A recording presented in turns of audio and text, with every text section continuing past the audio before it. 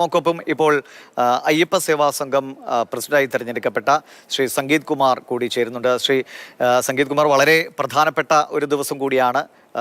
ശബരിമല സന്നിധിയെ സംബന്ധിച്ച് അല്ലെങ്കിൽ ശബരിമല വിശ്വാസികളെ സംബന്ധിച്ച് പുതിയൊരു മണ്ഡലകാലം, എല്ലാവിധ ഒരുക്കങ്ങളും പൂർത്തിയാക്കിയെന്ന് ഇപ്പോൾ ഇന്നലെ ഞങ്ങൾ പത്തനംതിട്ട കളക്ടറുമായി സംസാരിച്ചു.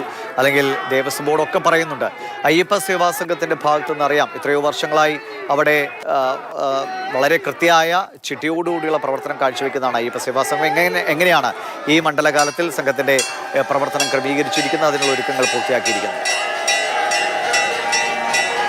സ്വാമിയേ ശരണമയ്യപ്പ. വീണ്ടും ഒരു മണ്ഡല മകരവിളക്ക് കാലത്തിൻ്റെ ആരംഭമാണ് നാളെ. അഖില ഭാരത അയ്യപ്പ സേവാ സംഘത്തിൻ്റെ ആഭിമുഖ്യത്തിൽ പതിവ് പോലെ മുൻകാലങ്ങളിലെ പോലെ എല്ലാ സേവന പ്രവർത്തനങ്ങളും ഈ വർഷവും നടത്താൻ ഉദ്ദേശിക്കുകയാണ്. 1000 സാനിറ്റേഷൻ വർക്കേഴ്സ്, പമ്പ സന്നിധാനത്തിൻ്റെ ക്ലീനിങ് സംവിധാനത്തിന് 1000 സാനിറ്റേഷൻ വർക്കേഴ്സിനെ അയ്യപ്പ സേവാ സംഘം ലഭ്യമാക്കിയിട്ടുണ്ട്. എരുമേലിയിലും മറ്റും കോട്ടയം ജില്ലാ കളക്ടറുടെ അഭ്യർത്ഥന അംഗീകരിച്ചുകൊണ്ട് എരുമേലിയിലേക്ക് 125 സാനിറ്റേഷൻ വർക്കേഴ്സിനെ, ക്ലീനിങ് വർക്കേഴ്സിനെ അവിടെ കൊടുത്തിട്ടുണ്ട്.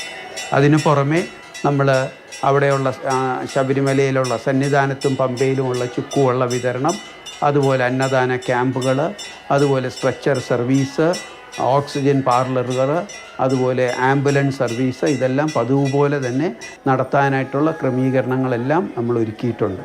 ഇതിനു പുറമെ നമ്മൾ ക്യാമ്പും അന്നദാനവും സന്നിധാനവും പമ്പയ്ക്കും പുറമെ നമ്മൾ എരുമേലി, വല്യാനവട്ടം, അതുപോലെ അഴുത, അതുപോലെ കരിമല, ഇങ്ങനെയുള്ള കാട്ടിനകത്തുള്ള ക്യാമ്പുകളും അതുപോലെ സർക്കാരിൽ നിന്നും ഫോറസ്റ്റ് ഡിപ്പാർട്ട്മെൻറ്റിൽ നിന്നും അനുമതി ലഭിക്കുന്ന മുറയ്ക്ക് ആ ക്യാമ്പുകളും ആരംഭിക്കാനായിട്ടുള്ള എല്ലാ സജ്ജീകരണങ്ങളും നമ്മൾ ചെയ്തിട്ടുണ്ട്. അതിനു പുറമെ നാനാ ഭാഗത്തു നിന്നും വരുന്ന അയ്യപ്പ ഭക്തന്മാർക്ക് വഴിനീളെയുള്ള സൗകര്യങ്ങൾ, ഇടത്താവളങ്ങൾ അഖില ഭാരത അയ്യപ്പ സേവാ സംഘം ആരംഭിക്കാനുള്ള ക്രമീകരണം ചെയ്തിട്ടുണ്ട്. തമിഴ്നാട് യൂണിറ്റിൻ്റെ ആഭിമുഖ്യത്തിൽ തമിഴ്നാടിൻ്റെ വിവിധ ഭാഗങ്ങളിൽ, കേരള യൂണിറ്റിൻ്റെ ആഭിമുഖ്യത്തിൽ കേരളത്തിൽ ഈ പാറശാല കളിയിക്കവള ബോർഡറിൽ നമ്മൾ ക്യാമ്പ് തുടങ്ങാൻ ആരംഭിച്ചിട്ടുണ്ട്. തിരുവനന്തപുരത്ത് ആറ്റുകാലും കോട്ടയ്ക്കകത്ത് പത്മനാഭസ്വാമി ക്ഷേത്ര പരിസരത്തും ക്യാമ്പുകൾ ആരംഭിക്കുന്നുണ്ട്. പോകുന്ന വഴിക്ക് MC റോഡിൽ വെഞ്ഞാറമൂടിലും കൊട്ടാരക്കരയിലും ക്യാമ്പിൻ്റെ സജ്ജീകരണങ്ങൾ ചെയ്തു കഴിഞ്ഞു. അതുപോലെ എരുമയിലും അഴുതയിലും കണ്ണൂർ, കാസർഗോഡ് പ്രദേശത്ത് അവിടുന്ന് വരുന്ന ഭക്തജനങ്ങൾക്ക് അവിടെ ക്യാമ്പുകളുണ്ട്. അതുപോലെ നമ്മുടെ പാലക്കാട് നിന്ന് വരുന്ന ആ പ്രദേശത്ത് നിന്ന് വരുന്ന അയ്യപ്പ ഭക്തന്മാർക്ക് അവിടെ നിന്നുള്ള ക്യാമ്പുകൾ ശരിയാക്കിയിട്ടുണ്ട്.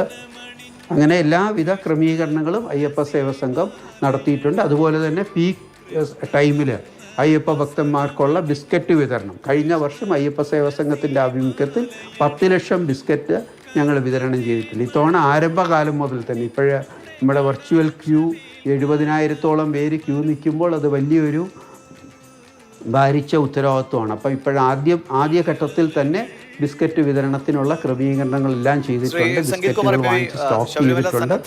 അതേ പവിത്രതയോടെ വിശുദ്ധിയോടെ നിലനിർത്തുന്നതിൽ വളരെ നിർണായകമായ പങ്കാണ് അയ്യപ്പ സേവാ സംഘം കാലങ്ങളായി വഹിച്ചുകൊണ്ടിരിക്കുന്നത്. അപ്പോൾ കഴിഞ്ഞ സീസണിലൊക്കെയാണെന്ന് തോന്നുന്നു ചെറിയ തോതിലുള്ള ദേവസ്വം ബോർഡുമായിട്ടുള്ള ചെറിയ സ്വാരസ്യങ്ങൾ, ഈ അന്നദാനം ഏർപ്പെടുത്തുന്നതുമായി ബന്ധപ്പെട്ട് ചിലതൊക്കെ ഉണ്ടായിട്ട്, അപ്പോൾ ഈ ദേവസ്വം ബോർഡുമായി വളരെ സഹകരണ മനോഭാവത്തോടെ അവരുമായിട്ടുള്ള ഒരു കമ്മ്യൂണിക്കേഷനൊക്കെ വളരെ കൃത്യതയോടുകൂടിയാണല്ലോ മുന്നോട്ട് പോകുന്നതല്ലേ? ദേവസ്വം ബോർഡിൻ്റെയും സംസ്ഥാന സർക്കാരിൻ്റെയും സഹകരണത്തോടു കൂടി മാത്രമേ അയ്യപ്പ സേവാ സംഘത്തിൻ്റെ സേവനങ്ങൾ ലഭ്യമാക്കാനൊക്കെയുള്ളൂ. ഇവിടെയെല്ലാം അവർക്ക് നമ്മുടെ സേവനങ്ങൾ ആവശ്യമാണോ അത് നമ്മൾ ലഭ്യമാക്കാൻ തയ്യാറാണ്. ഇപ്പം സന്നിധാനത്തും പമ്പയിലുമെല്ലാം ദേവസ്വം ബോർഡിന് ആവശ്യമുള്ള വോളണ്ടിയേഴ്സിനെ നമ്മൾ ഫ്രീ ഓഫ് കോസ്റ്റ്, ഒരു പൈസ പോലും വാങ്ങിക്കാതെ നമ്മൾ ലഭ്യമാക്കാനായിട്ട് തയ്യാറാണ്. അതിന് നമ്മൾ തയ്യാറാണ്. സ്ട്രെച്ചർ സർവീസിനുള്ള വോളണ്ടിയേഴ്സ്, അതുപോലെ ഓക്സിജൻ പാർലറിനുള്ള വോളണ്ടിയേഴ്സ്, ഇവർക്കെല്ലാം ഫ്രീ ആയിട്ട് അവർക്ക് ശമ്പളമോ മറ്റ് ആനുകൂല്യങ്ങളോ ഒന്നുമില്ലാതെ തന്നെ നമ്മൾ ലഭ്യമാക്കാനായിട്ട് അയ്യപ്പ സേവാ സംഘം തയ്യാറാണ്. അത് തിരുവിതാംകൂർ ദേവസ്വം ബോർഡും സംസ്ഥാന സർക്കാരിൻ്റെ അനുവാദത്തോടുകൂടി അവരുടെ ആവശ്യപ്രകാരം നമ്മളിതെല്ലാം ചെയ്യാൻ തയ്യാറാണ്. അതുപോലെ ബിസ്ക്കറ്റ് വിതരണത്തിനുള്ള ക്രമീകരണങ്ങളെല്ലാം ചെയ്തിട്ടുണ്ട്. നമ്മൾ വളരെയധികം ബിസ്ക്കറ്റുകൾ വാങ്ങിച്ച് സ്റ്റോക്ക് ചെയ്തിട്ടുണ്ട്. അതും ആവശ്യാനുസരണം അവിടെ ലഭ്യമാക്കുന്നതായിരിക്കും. ചുക്കുവെള്ള വിതരണത്തിനുള്ള എല്ലാ ക്രമീകരണങ്ങളും നമ്മൾ ചെയ്തിട്ടുണ്ട്, നമ്മളാലാകുന്ന എല്ലാ കാര്യങ്ങളും. കൂടുതൽ തിരക്കുമായി ബന്ധപ്പെട്ട അയ്യപ്പ സേവാ സംഘത്തിന്റെ അങ്ങയുടെ ഒരു പ്രതികരണം കൂടി തേടിയാണ്. ഇപ്പോൾ 70,000 വീതമാണ് വെർച്വൽ ക്യൂ ബുക്കിംഗ് ഉള്ളത്. 29-ാം തീയതി വരെ ഈ 70,000 ഫുള്ളായിട്ടുണ്ട്. 10,000 സ്പോട്ട് ബുക്കിംഗുമാണ്. ഇത് കൂടാനുള്ള സാധ്യതകളുണ്ട്. അങ്ങനെയെങ്കിൽ മറ്റൊരു ക്രമീകരണം വേണ്ടി വരുമെന്ന് ദേവസ്വം ബോർഡ് തന്നെ വ്യക്തമാക്കുന്നുണ്ട്. ഇതെങ്ങനെ ഈ ഒരു 80,000 എന്ന കണക്ക് വെച്ച് പോകുന്നത് പ്രായോഗികമാണോ? ഭക്തർക്ക് എന്തെങ്കിലും രീതിയിലൊരു ബുദ്ധിമുട്ടുണ്ടാകാനുള്ള സാധ്യതയുണ്ടോ? എന്താണ് അങ്ങ് മനസ്സിലാക്കുന്നത്?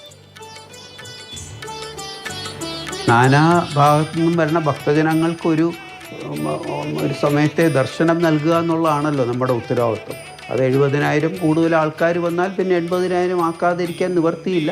അതിന് വേണ്ട സജ്ജീകരണങ്ങളെല്ലാം ദേവസ്വം ബോർഡും സംസ്ഥാന സർക്കാരും പോലീസ് അധികാരികളും ഇതുപോലെയുള്ള സന്നദ്ധ സംഘടനകളും എല്ലാം ഒരുമിച്ച് ചേർന്ന് നമ്മൾ ഒരുക്കാനായിട്ടുള്ള ശ്രമങ്ങൾ നടത്തണം. അതിന് ദേവസ്വം ബോർഡ് എന്താണോ ആവശ്യപ്പെടുന്നത്, എന്ത് സംവിധാനങ്ങളാണോ ഒരുക്കുന്നത്, അതിന് വേണ്ട സഹായങ്ങളും സഹകരണവും നമ്മൾ ലഭ്യമാക്കുന്നതായിരിക്കും.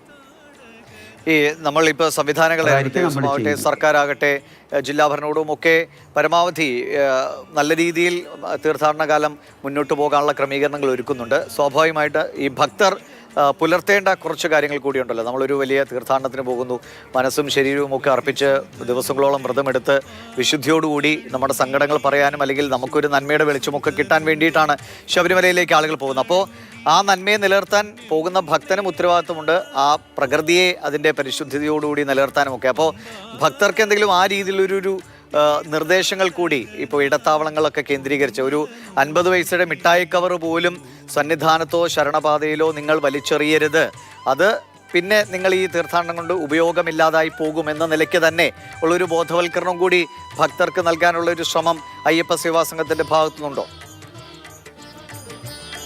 ഞങ്ങളുടെ ഭാഗത്തുനിന്ന് അനൗൺസ്മെൻറ്റ് ഇടവിട്ടുള്ള അനൗൺസ്മെൻറ്റ് മലയാളത്തിലും തമിഴിലും ഇംഗ്ലീഷിലും എല്ലാം ഉള്ള അനൗൺസ്മെൻറ്റ്, ഈ വക കാര്യങ്ങൾ പറഞ്ഞുകൊണ്ടുള്ള അനൗൺസ്മെൻറ്റുകൾ നടത്താനായിട്ടുള്ള ക്രമീകരണങ്ങൾ ഏർപ്പെടുത്തുന്നുണ്ട്. അതുവഴി ഭക്തന്മാരെ ബോധവൽക്കരിക്കുക.